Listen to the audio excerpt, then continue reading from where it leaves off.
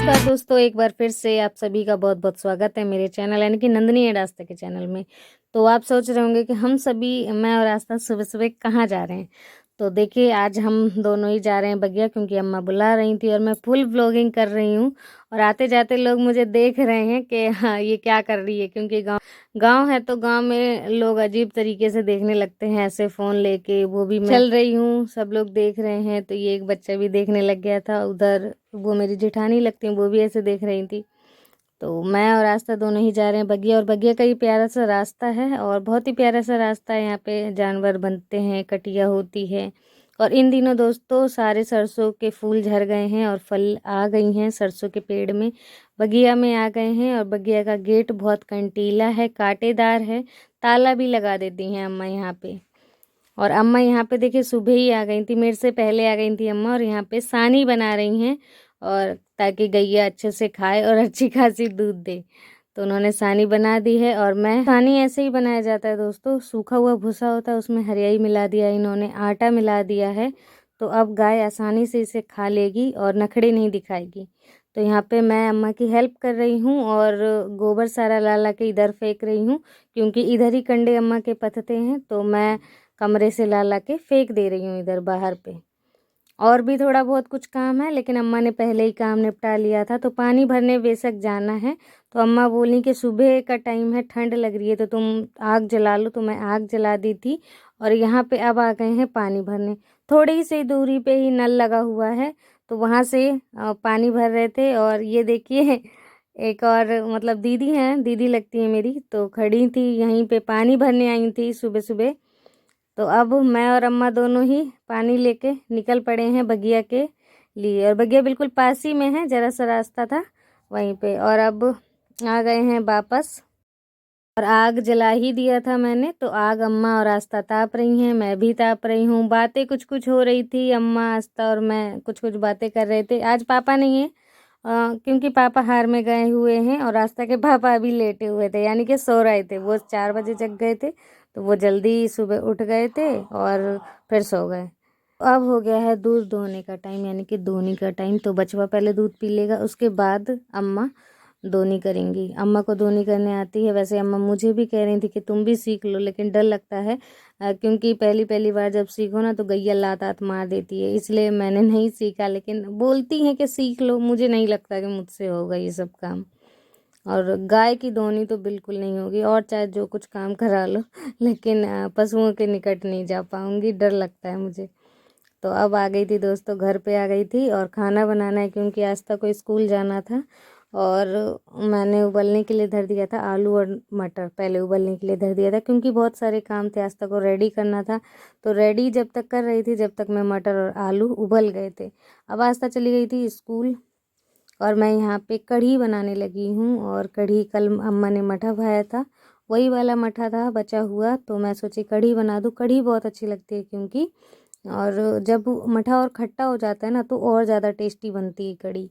तो यहाँ पे सारी चीज़ें मैंने ले ली है और छौके में डाल दिया था मेथी, मिर्ची, हींग और जीरा, छौके में डाल दिया था। और उसके बाद अब मैंने ये बेसन ले लिया है, बेसन को चाल लिया है अच्छी तरीके से। उसके बाद ये कल का रखा हुआ मठा है तो एक दिन अगर रख दो उससे खट्टा हो जाता है, अच्छा खासा खटास आ जाता है उसमें। तो उसी से बना रही हूँ कढ़ी, थोड़ी थोड़ी खट्टी रहेगी। और उसके बाद छौके में मैंने भटा और टमाटर डाल दिया था, अच्छा एक फ्लेवर बन जाता है इससे। अगर आप सभी के यहाँ बरी वाला कढ़ी बनता होगा लेकिन हमारे यहाँ अक्सर यही कढ़ी बनती है, बरी वाली कढ़ी यहाँ कोई नहीं खाता।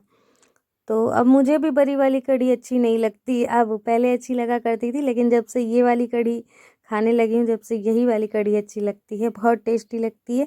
लेकिन बरी वाली कढ़ी एक दिन मैंने बनाई भी थी लेकिन मैंने खाई नहीं, कि नहीं आई, अच्छी नहीं लगी, पसंद नहीं आई।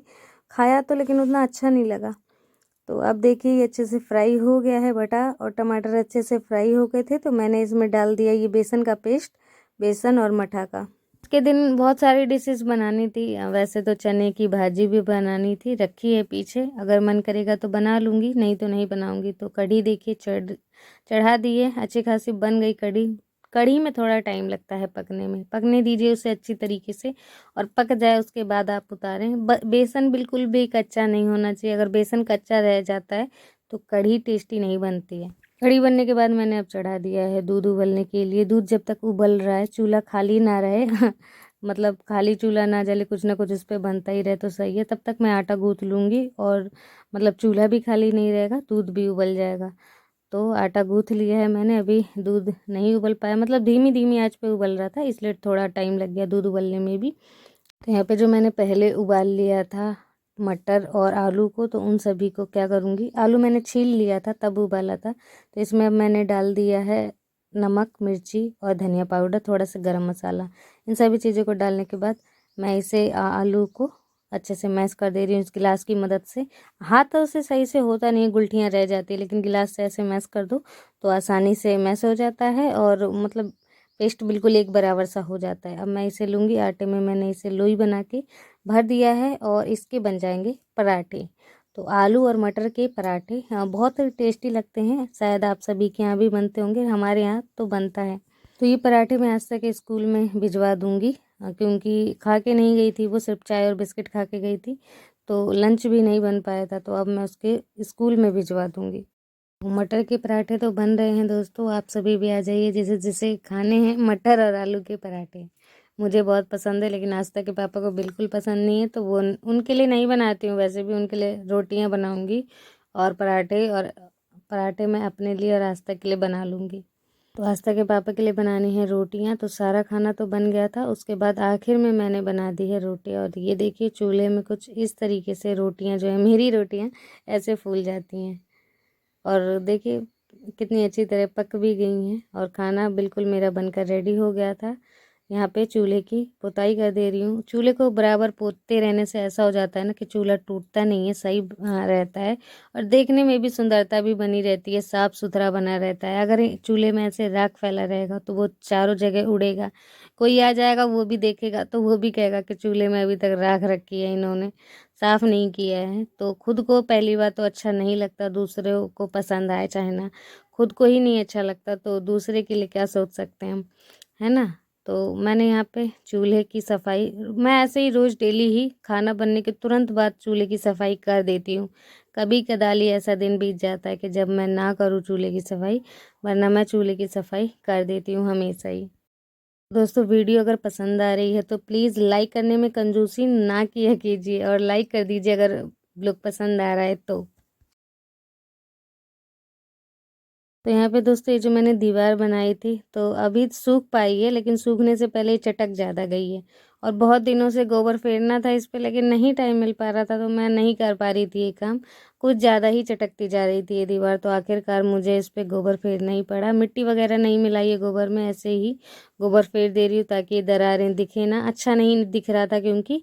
और अगर ये दीवार सही हो जाता है तो उसके बाद लीप पोतने में सही और अच्छा लगने लगता है। और जब तक हमने इसे गोबर से नहीं ली पाया तो अच्छा भी नहीं लगेगा और लोग मिट्टी से भी नहीं पोत पाएंगे। तो इसीलिए मैं आज गोबर से ऐसे मतलब लीप दे रही हूँ ताकि अगली बार से दीवार सुंदर दिखने लगे, ऐसे दरारें ना दिखे इनमें। वैसे तो हमारी किचन की भी इतनी सारी दीवारें बहुत ख़राब हो गई हैं, लेकिन अभी उसका रिपेयरिंग हम कर भी नहीं सकते क्योंकि सूखी नहीं है ढंग से। सूख जाएगी तो हम इकट्ठे पूरी किचन की रिपेयरिंग कर देंगे।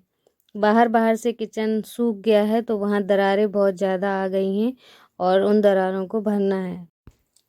तो अब देखिए दोस्तों ये दीवार कितनी सुंदर लगने लगी। और दीवार क्यों ऐसे चटक गई, क्योंकि इसकी मिट्टी जो थी वो थोड़ी सी ख़राब वाली मिट्टी थी। जिस मिट्टी से दीवार छोटी सी मैंने बनाई है वो ख़राब मिट्टी थी।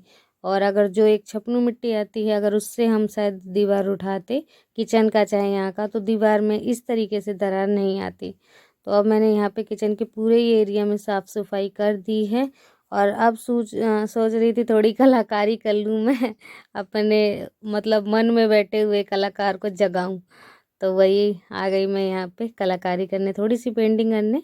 मन का बहुत सुंदर दिख रहा है, थोड़ा और सुंदर इसे बनाया जाए। और ये चूना तो रखा ही हुआ था मैंने गोल के, तो मैंने एक लकड़ी ली, उसमें रुई लपेटा अच्छी तरीके से और एक ब्रश बना लिया, पेंटिंग करने वाला ब्रश। तो ये ब्रश मैं हमेशा रखी रहूँगी क्योंकि बहुत बढ़िया ब्रश बन गया था और बहुत जल्दी जल्दी इससे पेंटिंग हो रही है। तो ऐसे मैंने डिज़ाइन बना दिया है और इसके नीचे छोटे छोटे से दिए टाइप के बना दूंगी। ये देखिए इस तरीके के दीपक। बिल्कुल खाली समय था तो पेंटिंग करने लगी और सारे काम वगैरह हो गए थे मेरे, तो दीपक देखिए इस तरीके से मैंने बना दिया और बहुत ही प्यारा लग रहा है। वैसे तो मुझे बहुत ज़्यादा पेंटिंग करनी थी, लेकिन यहाँ पे इतनी ही जगह थी तो मैंने इतनी ही सही जगह पे अपनी पूरी कला दिखा दी। और यहाँ पे ब्रुश बहुत बढ़िया बन गया था, जिससे डिज़ाइन भी बहुत अच्छे बन जा रहे हैं। यहाँ पे जल्दी जल्दी डिज़ाइन बन जा रहे हैं। तो ये देखिए, और आप सभी को कैसा लग रहा है ये डिज़ाइन? अगर अच्छा लग रहा है तो प्लीज़ एक लाइक कीजिए और चैनल को सब्सक्राइब कीजिए, क्योंकि आप सभी वीडियो देखते हैं लेकिन चैनल को सब्सक्राइब नहीं करते हैं। तो प्लीज़ एक सब्सक्राइब ज़रूर कर दिया कीजिए, जिन्होंने अभी तक चैनल को सब्सक्राइब नहीं किया है वो। फिर मुझे लगा कि ये जो ऊपर वाली लाइन है थोड़ी छोटी है, तो मैंने इसे और थोड़ा बड़ा कर दिया है और इस तरीके से 3 गोले बना दिए हैं। इनके अंदर अंदर थोड़ा सा कलर भर दिया है और दीपक बना। तो दोस्तों आज का ब्लॉग यहीं तक, मिलती हूँ